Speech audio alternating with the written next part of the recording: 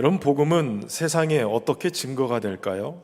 그리스도인의 삶과 선행은 이 복음 전파와 어떤 관계가 있을까요?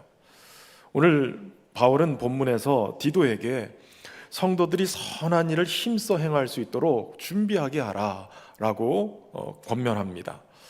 왜냐하면 디도가 목회하는 이 그레데 지역의 교회는 믿음이 있다고 말하면서도 삶과 여전히 삶이 여전히 세상과 다를 바 없이 살고 있었습니다. 당시에 그레데 사람들은 거짓말장이요, 게으름뱅이요, 자기 배만 위하는 사람이다 라는 평판이 있었는데, 이들이 교회로 예수님을 믿겠다고 들어왔지만 세상과 전혀 다르지 않은 똑같은 무질서와 방탕한 생활이 그대로 되어지고 있었던 거예요. 그러니까 복음이 말로는 전해졌는데 삶으로는 증거되지 않았던 거죠. 여러분, 많은 사람들이 복음을 오해합니다. 어떤 분들은 복음이 단순히 좋은 가르침이다 라고 여겨요. 그래서 교회에 오면 윤리적인 가르침을 주는 것이다, 오늘도 좋은 말씀 들었으니까 착하게 살아야지, 이런 정도로만 그치는 거예요. 또 어떤 분들은 복음이 오직 개인 구원에만 영향이 있다라고 생각해서 나는 구원받았으니 됐다, 이런 태도로 그저 내 삶 속의 변화와 선행에 대해서는 가볍게 여깁니다. 그러나 여러분, 성경은 분명하게 말해요. 복음은 은혜로 주어진 구원이지만 이 은혜는 우리의 삶의 구체적인 삶의 변화를 동반하고 있다는 거예요. 그러니까 복음과 삶이 분리될 수 없고, 또 믿음과 양선, 이런 것들이 우리의 믿음의 삶에서 떨어질 수 없다라는 것이죠. 세상 사람들은 교회가 하는 말보다 교회가 어떻게 살아가는지를 주목하고 있어요. 교회 안에서 아무리 우리끼리 모여서 은혜 받았다고 얘기하고 은혜 충만하다고 얘기해도 세상 사람들이 물어보는 거예요. 도대체 그 은혜가 당신의 삶에 어떤 영향을 주고 있습니까? 그럼 만약에 우리가 말하는 복음과 사는 모습이 일치하지 않는다면 세상은 복음을 신뢰하지 않을 거예요. 그래서 복음이 우리 삶에서 어떻게 변화를 일으키는지, 또 그 삶이 어떻게 나타나야 되는지 아는 것이 참 중요합니다. 오늘 본문을 통해서 은혜를 입은 하나님의 백성들이 선을 행하는 자가 되어져서 살아가는 데 있어서 꼭 필요한 진리, 무엇을 붙들어야 될 것인가 함께 살펴보겠습니다. 우선 첫 번째 진리는 은혜로 구원받은 자의 삶은 선을 행하는 자로 변화가 된다는 거예요. 여러분, 많은 사람들이 이런 말을 해요. 사람은 안 바뀐다는 거예요. 특별히 교회 다니는 분들도 그런 얘기를 해요. 예수 믿어도 성질은 안 바뀌고 다 자기 승질대로 믿고 산다, 이렇게 얘기해요. 하나님도 그건 못해, 이런 생각을 하는 거예요. 여러분, 그러나 이 말이 사실일까요? 고린도후서 5장 17절에 보면 그런즉 누구든지 그리스도 안에 있으면 어떻게 한다고요? 새로운 피조물이래요. 이전 것은 지나갔으니 보라, 새 것이 되었도다 라고 말씀하는 거예요. 여러분, 예수님 안에 있으면 누구든지 새로운 피조물이 된대요. 이전 것은 지나갔으니 새 것이 되었다 라고 말씀하는 걸 보면 이전 것은 이제 끝났고 새로운 삶이 시작됐다라고 말씀하는 거예요. 그러니까 예수님을 영접하고 그분과 동행하는 삶을 살아간다면 우리는 분명히 이전의 모습과는 달라져 있어야 된다는 거예요. 그런데 다들 안 변한다는 거예요. 다 안 변한다고 철석같이 믿고 있어요. 왜 그럴까요? 여러분, 예수님과 동행을 강조하는 유기성 목사님이 쓰신 주 안에서 사람은 바뀐다라는 책이 있어요. 제목이 좋죠. 주 안에서 사람은 바뀐다. 그 책에서 유기성 목사님은 중요한 이유를 대요. 그것은 바로 그리스도인들이 내가 변할 것이다라는 사실을 믿지 못하기 때문에 그렇다는 거예요. 가족도 변할 것을 믿지 못하고 교인들이 변할 것을 믿지 못한다는 거예요. 다른 말로 바꿔서 얘기해보면 사람들이 왜 안 변하느냐? 절대로 안 변할 것이다라고 믿기 때문에 안 변한다는 거예요. 나도 안 변하고 너도 안 변하고 우리 모두 다 안 변할 것이다라고 굳건히 믿으니까 그 믿음이 역사에서 안 변한다는 거예요. 반대로 얘기하면 변할 것을 믿어야 변한다는 거죠. 사실은 이걸 가만히 보면 내가 열심히 결심하고 해도 내 자신이 결심한 대로 살지 못하니까 나를 못 믿겠다, 이런 생각도 그 안에 있는 거예요. 그런데 본질적으로 보면 여러분, 우리 자신만 믿지 못하는 게 아니라 우리를 변화시킬 예수님을 믿지 못하는 거예요. 17세기 경건한 목사였던 윌터 마샬이라는 분이 계셨어요. 목회를 하면서도, 복음을 전하면서도 항상 죄책감에 시달렸다고 그래요. 어느 날은 청교도 신학자였던 토머스 구딘이라는 분을 찾아가서 자기 안에 있는 고민을 솔직하게 털어놓고 상담을 했다는 거예요. 양심을 무겁게 하는 죄, 습관적으로 짓는 죄, 이것 때문에 너무 괴롭습니다. 그러고선 상담을 한 거예요. 그때 이 토머스 구딘이라는 분이 이렇게 대답을 했다는 거예요. 자네는 지금 자네가 짓고 있는 가장 나쁜 죄에 대해서는 빼놓고 이야기하고 있어. 불신의 죄 말이야. 자네는 지금 자네의 죄악을 용서하시고 자네의 본성을 거룩하게 하시는 주 예수 그리스도를 진정으로 믿고 있지 않는 것 같아 라고 얘기했다는 거예요. 여러분, 그때 윌터 마샬이 큰 충격을 받았는데, 자신은 그동안 죄 짓는 거, 괴로워했던 거, 이게 음란의 죄나 거짓말하는 죄, 불순종한 여러 가지 자기 안에 있는 이 성품의 문제만 큰 문제라고 생각하고 상담을 했는데, 본질은 뭐냐? 내가 내 자신을 우리 죄를 용서하시고 우리를 본성부터 싹 고쳐주시고 변화시키실 주님의 능력에 대해서 믿지 못하고 살더라는 거예요. 여러분, 우리의 인생을 바꾸실 주님, 우리를 죄에서 용서해 주시고 구원하시는 정도에서 끝나는 게 아니라 우리의 인생을 완전히 새로운 피조물로 새로운 삶을 살아가게끔 인도하시는 주님을 여러분 믿으십니까? 사도 바울은 3절에서 과거 우리의 모습을 상기시킵니다. 3절 말씀 한번 볼까요? 우리도 전에는 어리석은 자요, 순종하지 아니한 자요, 속은 자요, 여러 가지 정욕과 행락의 종노릇한 자요, 악독과 투기를 일삼은 자요, 가증스러운 자요, 피차 미워한 자였으나. 아멘. 여러분, 복음은 언제나 우리의 실체를 직면하는 데부터 출발해요. 환자를 치료하려면 그 환자의 병이 무엇인지 분명하게 알아야 처방도 나오고 치료가 되는 것처럼, 복음은 우리가 어떤 존재였는지를 드러내고 있는 거예요. 우리는 본래 어리석었고 하나님께 순종하지 않았고 정욕의 노예였고 관계 속에서 상처를 받기도 하고 상처를 주기도 하고 미움 속에 항상 살아갔던 그런 자들인 거예요. 마치 오늘날 우리의 모습 같지 않습니까? 아무도 예외가 없어요. 그레데 사람들만 그렇게 산 게 아니라 오늘 우리의 모습 속에도 그런 모습이 보이는 거예요.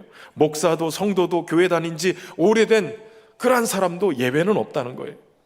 여러분, 놀라운 것은 바울이 너희가 라고 얘기하지 않고 우리도 라고 표현하고 있다는 거예요. 다시 말하면 바울 자신도 이 과거의 이 모습에 포함되어 있다는 거예요. 모든 인간이 동일하게 이러한 죄를 본성 안에 가지고 있었다는 거예요. 여러분, 그러니까 우리가 선하게 사는 이 선을 행하려고 하는 의지는 우리의 본성에서 나오지 않아요. 우리의 본성은 도리어 불순종과 정욕과 탐욕과 미움으로 가득 차 있는 거예요. 그러면 우리가 어떻게 선을 행할 수 있는 사람으로 변화할 수 있는가? 여러분, 4절과 5절에서 바울은 그 해답을 얘기해요. 우리 구주 하나님의 자비와 사람 사랑하심이 나타날 때에 라고 얘기하고 있죠. 여러분, 우리의 삶을 바꾼 것은 우리의 본성이나 우리의 의지 때문이 아니라 하나님의 자비와 사람 사랑하심이 나타났기 때문에 가능하다는 거예요.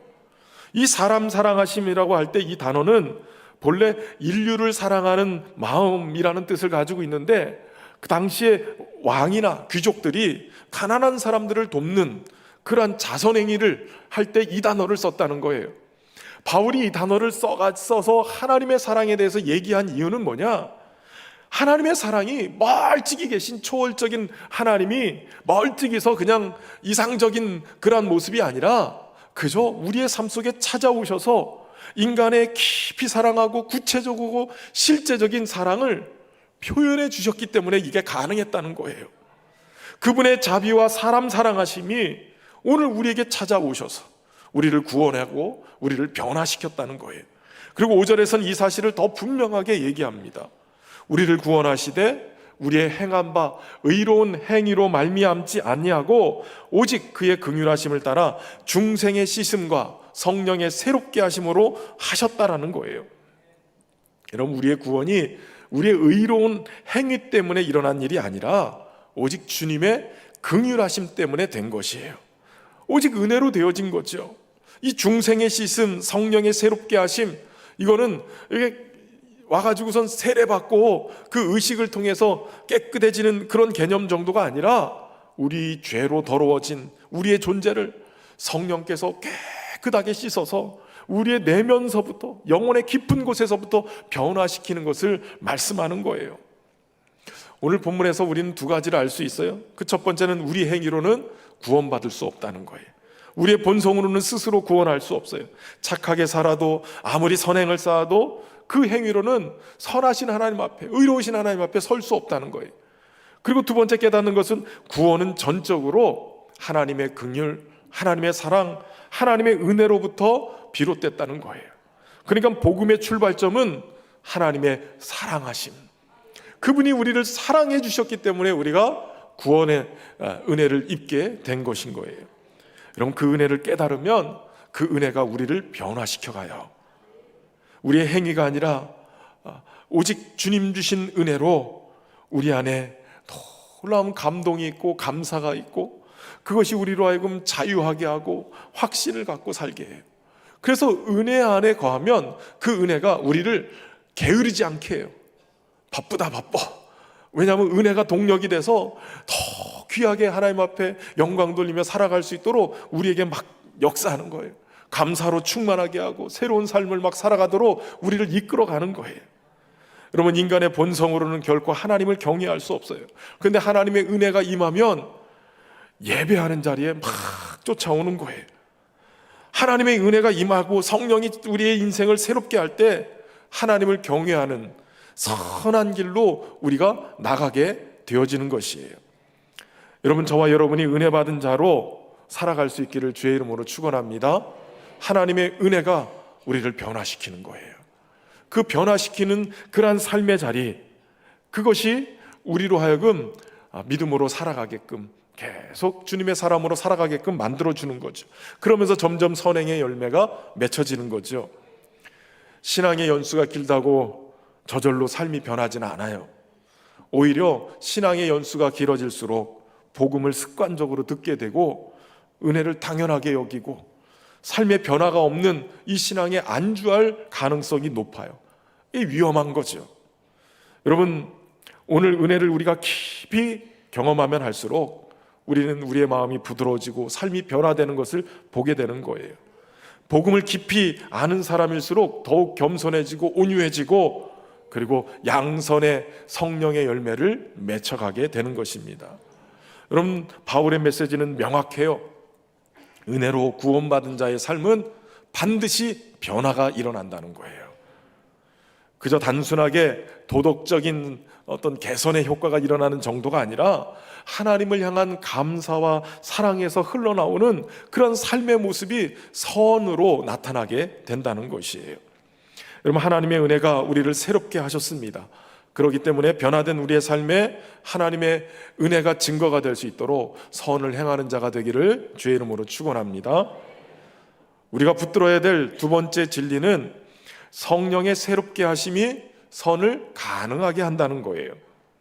여러분, 하나님의 자비와 사람 사랑하심이 나타나서 중생의 씻음과 성령의 새롭게 하심으로 우리가 거듭난 인생이 된다면 여기서 끝나는 게 아니라 성령은 여기서 머물지 않고 새롭게 더 우리의 삶을 이끌어 가세요. 6절 말씀에 이렇게 말씀하시죠. 우리 구주 예수 그리스도로 말미암아 우리에게 그 성령을 풍성히 부어주사. 여러분, 우리의 삶에 이 구원의 문제뿐만 아니라 삶 전체는 성령의 역사예요. 성령이 풍성히 부어주셔서 우리의 삶을 이끌어 가시고 하나님의 자녀로서의 삶을 더 온전하게 살아가게끔 만들어가는 거예요. 그러니까 우리가 선을 행하겠다라고 하는 이 삶은 우리의 결심이 아니라 성령이 역사하실 때 우리 안에서 나타나는 그런 현상인 거예요. 가끔 신앙생활을 도덕적인 자기개발로 오해하는 분들이 있어요. 내가 예수 이제 믿었으니까 착하게 살아야지, 나쁜 습관 버리고 좋은 습관을 들여야지. 그래서 일종의 자기 통제 훈련으로 생각을 하는 거예요. 근데 조금만 지나면 알죠. 우리의 결심이 그리 오래 가지 못한다는 거예요. 작심삼일이 그냥 나온 얘기가 아니에요. 신앙생활도 자꾸 뭔가 결심하는데 자꾸 무너지는 것을 보게 되어져요. 여러분, 사실 이 복음이 빠진 도덕주의, 이게 굉장히 위험합니다. 인간의 결심이 때로는 교만으로 흐를 때가 있고 때로는 절망으로 흐를 때가 있어요. 내가 그나마 좀 착하게 산다라고 하면 나는 남들보다 낫다라는 교만에 빠지기 쉬워요. 또 착하게 살려고 했는데 결심이 무너지면 나는 아무 소망이 없다라는 절망에 빠지기도 쉬워요. 이 두 경우가 복음에서 이탈하는 거예요. 사도 바울은 오늘 본문에서 아주 중요한 얘기를 분명하게 얘기해요. 선행은 인간의 힘으로 하는 게 아니라 성령의 새롭게 하심에서 나오는 것이다라는 거예요. 성령께서 우리를 거듭나게 하시고 우리를 새롭게 하셨는데 날마다 새롭게 하시고 성령을 쭉 풍성히 부어주셔서 그 선을 행할 수 있는 능력으로 우리 가운데 역사하신다는 거죠. 죽었던 우리의 영을 살리세요. 죽은 자가 스스로는 살 수 없죠. 생명이신 하나님이 성령의 기운을 불어넣으셔서 우리를 살려주시는 거예요. 그리고 나서 이 성령의 새롭게 하심은 한 번의 사건으로 끝나는 게 아니라 날마다 우리를 새롭게 해 가시는 거예요.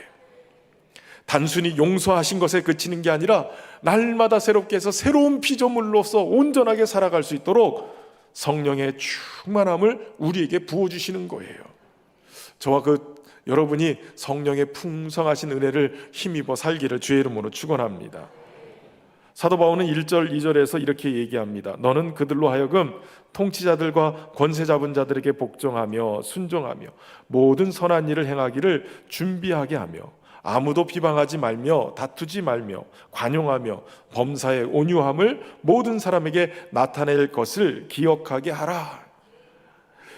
모든 선한 일을 행하기를 준비하게 하라. 그리고 모든 사람에게 너희의 선함을 드러내는 삶을 살아라. 여러분, 복음으로 변화된 사람의 첫 번째 특징이 뭐냐? 말만 잘하는 게 아니라 세상 속에서 선하게 살아가는 그러한 실천하는 삶, 선을 실천하는 삶인 거예요. 특별히 여기 모든 선한 일을 행하다라는 말은 기꺼이, 자발적으로 라는 의미를 가지고 있어요. 그러니까 기꺼이 기쁨으로 하는 거예요. 선을 행하는 게 억지로 하는 의무적인 무거운 의무가 아니라 성령 안에서 살아가는 하나님의 백성들이 자연스럽게 흘러나오는 삶의 열매인 것이죠. 얼마 전에 집에서 TV를 보는데 재방송을 봤어요. 전지적 참견 시점이라는 그러한 프로그램이었는데 션이라는 가수 션인의 션이라는 분이 나와서 그의 삶을 하루를 이렇게 보여주는 그러한 모습이었어요. 이 션이라는 분은 기부천사로도 많이 알려져 있죠.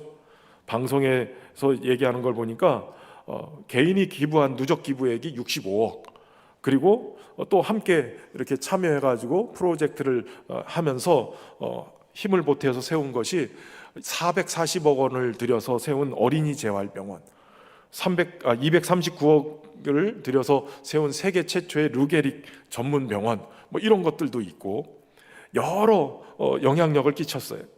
자녀들에게도 이 선한 영향력이 계속 흘러가서 미술을 전공한 첫째 딸 하음이가 전시회 수익금의 전액을 기부하는 그런 모습들이 이렇게 보여졌어요. 근데 그날 프로그램에서는 이분이 평상시에도 기부를 위해서 이렇게 달리기 그 마라톤 챌린지들을 많이 했는데 평상시 160km도 뛰고 또 부산에서 서울까지 자전거로 430km를 이렇게 또 달리고 뭐 이런 것이었어요. 그날은 광복절 기념 기부 마라톤을 하는데 광복절이 8월 15일이니까 이걸 기념해가지고 81.5km를 뛰는 이런 챌린지를 한 거예요. 혼자서 81.5km, 여러분 마라톤이 42.195km잖아요. 그러니까 마라톤의 2배를 뛰는 거예요. 하루 종일 뛰는 거예요. 그런데 그 뛰는 것에 함께 팀원들이 짜져서 한 바퀴씩 같이 돌아오는 거예요. 10바퀴를 돌아오는데 혼자서 계속 한 바퀴 돌아오고 후반기에 가서는 아예 한 바퀴 돌 때마다 온몸에 경련이 일어나고 막 주무르고 막 이래가지고 또 돌고 또 돌고 그렇게 하는 거예요. 그러더니 81.5km를 다 마쳤어요. 이제 끝났나 보다 그랬는데 이분이 조금 쉬더니 후다닥 어딘가를 가는 거예요. 보니까 옆에서 이 챌린지를 끝내고 돌아오는 이 션을 기다리는 시민들이 있었어요. 이분들도 같이 기부에 동참하겠다, 우리도 뛰겠다 이래가지고 기다리고 있는데 이분들을 위한 무대를 공연을 하는 거예요. 노래를 한참 막 뛰면서 부르고, 그러고서 이분들과 같이 또 짧은 거리지만 몇 킬로를 또 뛰고 오는 거예요. 야, 참 어떻게 저렇게 할 수 있을까? 특별히 거기 있었던 패널들이, 아니 내 아이들 이렇게 아빠를 닮아서 기부하는 그런 일들이 있는데, 이러면서 같이 이렇게 얘기하다가 아이들 돌잔치 어떻게 했는지가 얘기가 나왔어요. 대부분의 부모들이 돌잔치를 연회장에서 모여서 잔치를 벌리고 거기에서 뭐 이벤트도 와가지고 돌잡이 뭐 이런 거 하잖아요. 근데 이 션은 4명의 아이를 돌잔치를 안 하고 병원에서 돌잔치 할 비용을 병원의 환자들, 어려운 환자들에게 기부하고 그렇게 한 거예요. 한 사람이 물은 거예요. 그럼 돌잡이 하잖아요. 대부분 아이들이 뭘 이렇게 잡잖아요. 실을 잡는지 돈을 잡는지 뭐 여러 가지, 요즘 또 청진기도 갖다 놓기도 하고 여러 개. 그럼 도대체 돌잡이를 어떻게 합니까? 그랬더니 션이라는 분이 이렇게 얘기를 하는 거예요. 우리 아이는 돌잡이로 이웃의 손을 잡았습니다. 아, 이게 감동인 거죠. 연예인들도 이 션의 영향력, 선한 영향력 때문에 많은 연예인들이 아이스 버킷 챌린지, 얼음물 막 껴안고 함께 참여하는 그 일들을 하는 거예요. 근데 이분의 간증을 들어보면 16살에 가출을 하고 독립을 하다가 그곳에서 이후에 하나님을 만나게 되고, 또 가장 크게 변하게 됐던 것이 뭐였냐면 바로 예전에 주님의 교회를 담임하셨던 이재철 목사님, 이분이 쓴 참으로 신실하게라는 책을 읽으면서 도전을 받았는데, 이재철 목사님을 만나고 그분을 통해서 신앙 교육을 받으면서 변화가 된 거예요. 놀라운 거는 정혜영이라는 그 탤런트하고 결혼했잖아요. 이 정혜원 씨는 예수님을 믿는 사람이 아니었어요. 근데 결혼하고 신랑을 보니까 예수님 때문에 변화되고 저렇게 천사처럼 사는 저분을 보니까 하나님이 살아계신 게 느껴지더래요. 그래서 그도 예수님을 믿게 되고 변화가 일어났다는 거예요. 여러분, 신앙과 삶이 일치하지 못하는 우리의 모습과는 다르게 그렇게 신앙과 삶이 일치하는 삶을 살아가는 그 모습 속에 많은 사람들이 감동을 받고 새로워지는 거예요. 여러분, 설교를 아무리 들어도 사람 쉽게 변하지 않아요. 그런데 성령께서 역사하시면 가장 완고했던 사람도 눈물을 흘리며 회개하게 되고 삶이 송두리째 바뀌는 은혜를 경험하게 되는 거예요. 성령의 능력인 거죠. 여러분, 신앙생활 오래 하면서 저분은 안 바뀌어, 내지는 내가 바뀌나 봐라 이러고선 인상 쓰고 계시는 분들은 회개하셔야 돼요. 오늘 성령께서 우리를 새롭게 하시는 목적은 단순하게 선을 행하게 하려는 것이 아니라 우리를 하나님의 자녀로 온전하게 세우는 데 있어요. 7절에 보면 우리로 그의 은혜를 힘입어 의롭다 하심을 얻어 영생의 소망을 따라 상속자가 되게 하려 하심이라. 선행은 하나님의 자녀된 증거이고 영생의 소망을 바라보며 살아가는 그리스도인들의 삶의 방식인 거예요. 또 여기서 중요한 것은 성령께서 주시는 변화가 점진적이라는 거예요. 팀 켈러 목사님은 복음은 우리의 삶에서 서서히 그러나 확실하게 침투한다라고 얘기했어요. 어느 날 갑자기 확 변하는 사람은 만에 하나 있을까 말까예요. 대부분은 서서히 변합니다. 성령께 내 삶을 의탁하고 성령의 인도하심을 받고 살아가면 성령께서 매일 조금씩 우리를 새롭게 하시고 우리의 삶에서 조금씩 더 선을 택하고 그렇게 살아갈 수 있도록 이끌어 가시는 거예요. 내가 해야 된다라는 율법적인 압박에서 벗어나서 내 안에서 성령이 일하고 계신다, 그분이 인도하신다라는 믿음으로 살면 선으로 바뀌어지는 역사가 일어나게 될 겁니다. 이런 것을 우리가 이해하면 선을 행하다가 피곤하여 낙심하지 않게 되고 도리어 감사하고 기쁘면서 그 기쁨으로 선을 감당하게 되는 거예요. 여러분, 성령의 새롭게 하심 없이는 선을 행하는 게 불가능해요. 그러나 성령 안에 있는 자는 반드시 선을 행하게 돼 있어요.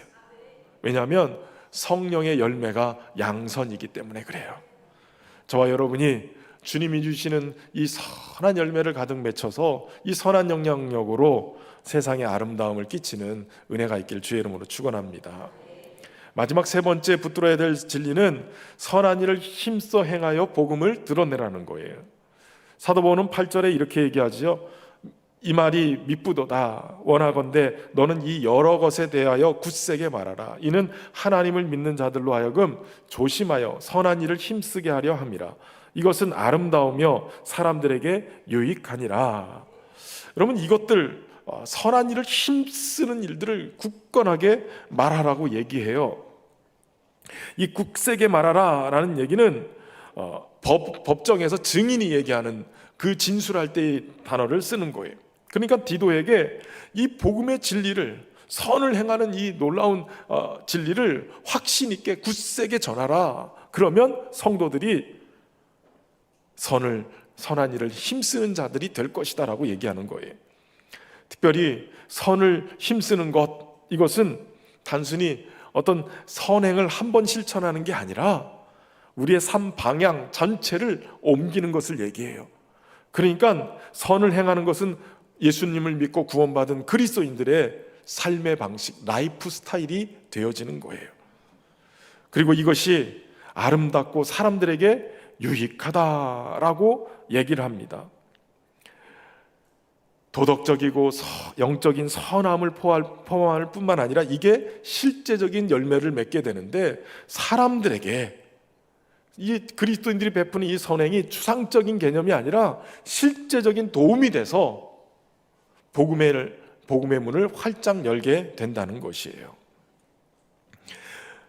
팀 켈러 목사님은 교회가 도시를 위해 존재할 때 도시가 복음을 듣게 된다라고 말했어요.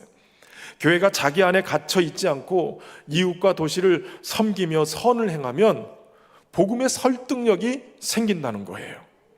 특별히 이 팀 켈러 목사님이 목회했던 뉴욕의 맨하탄의 이 리디머 교회는 단순히 이런 설교만 한 게 아니라 구체적으로 도시의 가난한 사람들을 돕는 일에, 또 직업 훈련을 하는 일을 제공하고 문화와 예술을 지원했어요. 사람들이 물어보는 거예요. 도대체 이 교회는 왜 이런 일을 하십니까? 그때 성도들이 이렇게 대답을 했대요. 우리가 받은 은혜 때문에 그렇습니다. 우리가 받은 은혜 때문에 우리가 이렇게 합니다. 여러분, 은혜 받은 사람은 자연적으로 이렇게 되고, 은혜 받은 교회는 자연적으로 도시를 살리는 복음의 통로가 되어지는 거예요. 우리의 선행이 복음을 열어주는 열쇠가 되는 거죠. 한국 교회를 보면 참 안타까워요. 세상의 존중을 잃어버리는 교회, 복음을 말하면서도 삶이 분리가 돼 있어서 삶으로 복음을 증거하지 못하는 그런 모습 때문에 한국 교회가 점점 쇠락해 가는 거예요. 성도들도 교회를 떠나는 거예요. 그 모습이 싫어서. 여러분, 그렇다고 교회가 절망이냐? 아니에요. 교회는 여전히 희망이에요.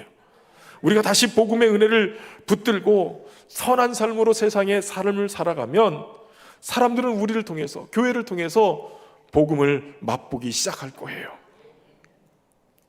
사람들에게 유익하다라고 얘기하는데, 그 사람들에게 유익하다는 것은 바로 교회가 선을 행한다 했을 때 이것은 사회 전체에게 선한 영향력을 끼치는 그런 능력이 된다는 거예요. 가난한 자가 돌봄을 받고 억울한 자가 자유를 얻고 소외된 자가 존중을 받으면 이 모습 속에서 세상이 복음을 체험하게 되는 거예요.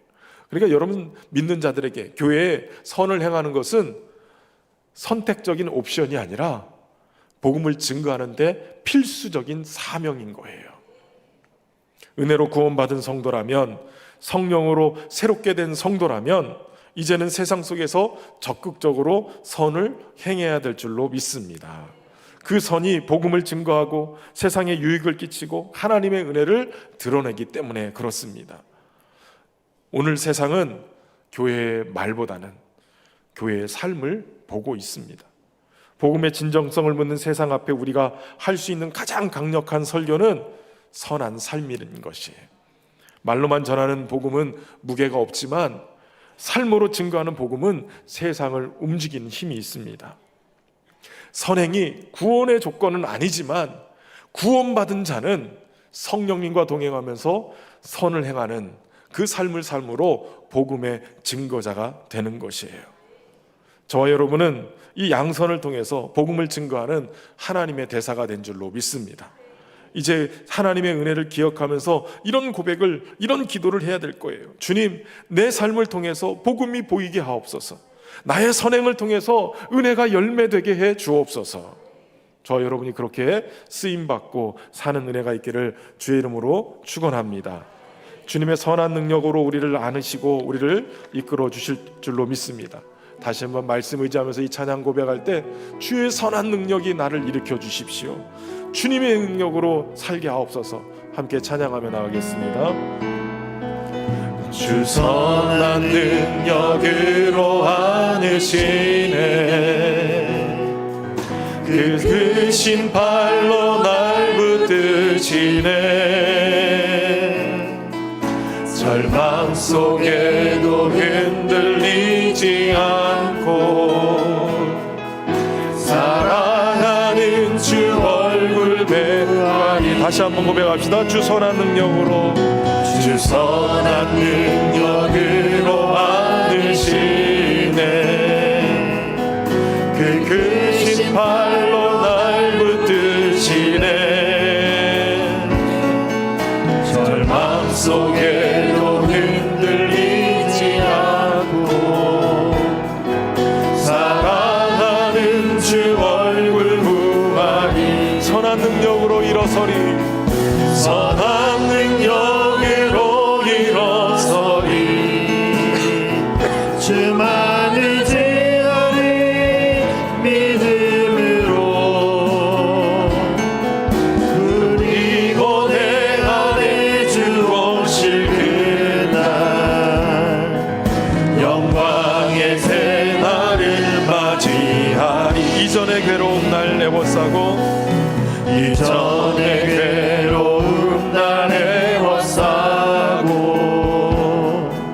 고난의 길을 걷는다 해도 주님께 모두 맡기느리요. 끝내 승리의 날을 맞으리. 주님이 마신 고난의 승잔을, 주님이 마신 고난의 승잔을 우리도 감사하며 받으리. 주님의 남은 고난 채워가며 예수와 복음 위에 살리라. 선한 능력으로, 선한 능력으로 일어서리. 주만을 지으리 믿음으로. 그리고 내 안에 주 오실 그날 영광의 새날을 맞이. 선한 능력으로, 선한 능력으로 일어서리. 주님을 지으리 믿음으로. 그리고 내 안에 주 오실 그날 영광의 새날을 맞이하리. 사랑하는 성도 여러분, 오늘 우리는 우리의 행위가 아니라 주님의 긍휼로 구원을 받았습니다. 주님의 사랑으로 구원을 받은 겁니다. 성령께서 우리를 날마다 새롭게 하시고 우리로는 불가능한 이 선한 능력으로 살아갈 수 있도록 성령으로 풍성히 부어주십니다. 이제 우리가 선을 행할 수 있도록 주님 우리를 선의 도구로 사용하여 주시고 복음의 통로로 사용하여 주시고 우리를 통해 아직 주의 복음이 증거되게 하여 주옵소서. 우리 합심해서 함께 기도하며 나가겠습니다. 살아계신 하나님 아버지, 오늘도 주님의 말씀을 의지하며 주님의 은혜 앞에 나갑니다. 하나님, 오늘도 우리를 변화시키시는 새로운 피조물로 선한 능력으로 하나님의 선한 능력으로 살아갈 수 있는 선한 하나님의 백성으로 변화시켜 주심을 감사합니다. 우리가 믿음으로 주님을 바라보며 성령의 능력을 힘입어서 오늘도 선을 행할 수 있는 은혜 안에 거하기를 소망합니다. 하나님, 말만 하는 인생을 신학이 아니라 삶으로 복음을 살아내는 우리의 인생이 되게 하시고 하나님의 선의 도구가 되어줬어. 하나님 우리를 통해 이 땅에 하나님의 나라가 아름답게 세워져가는 은혜가 있도록 이끌어 주시기를 소망합니다. 주여 오늘도 선한 능력으로 다시 무너졌던 우리의 신앙이 일어나게 하여 주옵소서. 주의 성난 능력을 힘입어서 주님 감당하며 하나님 역사에 하나님의 귀한 은혜를 펼쳐나가게 하여 주옵소서. 사랑과 은혜가 풍성하신 선하신 하나님 아버지, 오늘 우리를 복음 앞에 다시 세워주시고 복음의 은혜를 깊이 묵상하게 하시니 감사합니다.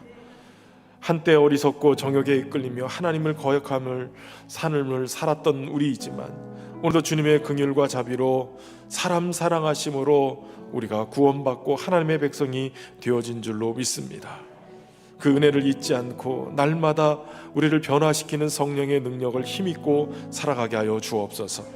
성령께서 우리를 날마다 새롭게 하셔서 우리의 말과 행동과 관계 속에서 선을 행함으로 복음을 드러내게 하여 주옵소서. 삶 속의 작은 실천으로 선행을 쌓게 하셔서 우리의 선한 삶을 통해 이웃이 복음을 보고 하나님께 돌아오는 역사가 일어나게 하여 주옵소서. 예수님의 이름으로 기도하옵나이다.